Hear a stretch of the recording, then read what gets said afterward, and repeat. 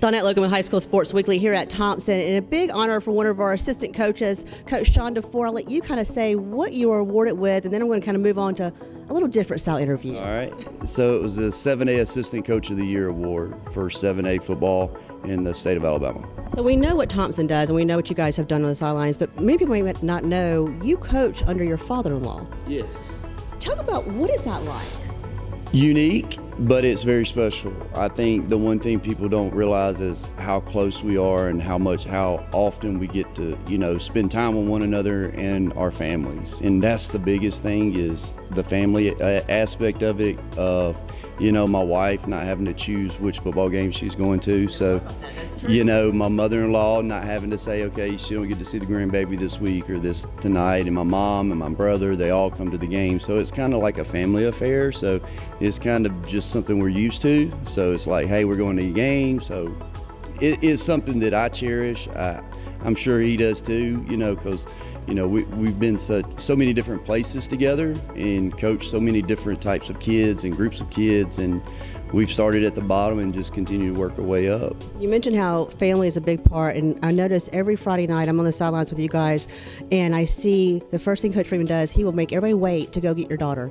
And he's done that the whole time. It's this year I was like, oh my gosh, she's something so big.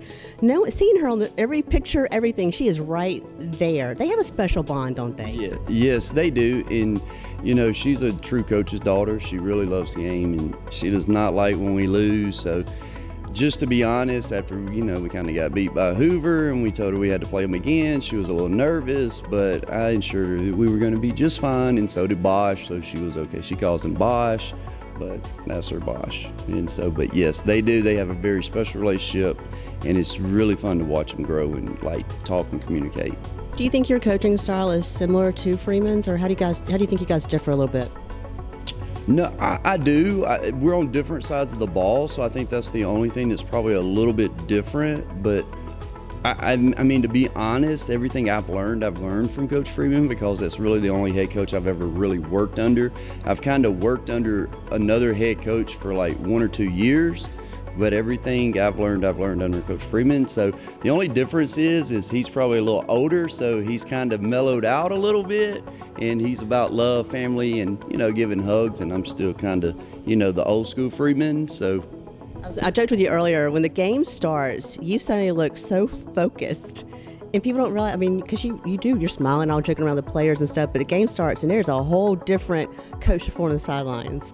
Yes. What is that switch you have? Well, I just like it's not really to be mad. It's like just, I try to give my kids something that's stable. And, when you're younger and you want to jump around and do all this stuff, sometimes your kids can be emotional.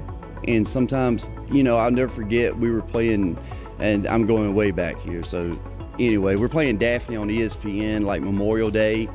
And I'm standing on the sideline. It's hot. It's like 3:30. It's the ESPN game. And they're driving the ball to win. And it's 20-14. So if they score and they kick the extra point, they're going to win. And I'm standing there, and really I'm about to fall out because I'm just about done.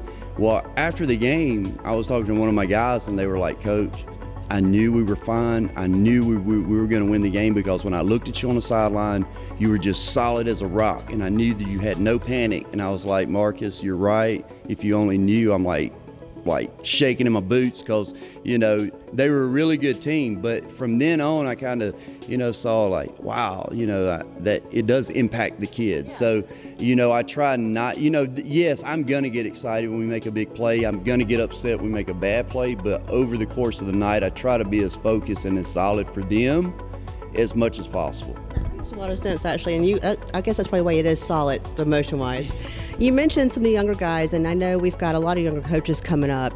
What was the kind of advice you would give a younger coach coming in to football in Alabama? Work. That's all I know, is to work. I'll spend as many hours as I have to feel like I've got the job done. I think, you can never go wrong with working, and just don't be afraid to sweep floors, pick up after kids, do for the kids, because the example you set for them is the examples they're going to take to the next level. When it comes to an injury, you shouldn't have to be a professional athlete to get professional care. In fact, you shouldn't have to be an athlete at all. At OS1, we understand that orthopedic injuries occur to all types of people at all times of the day.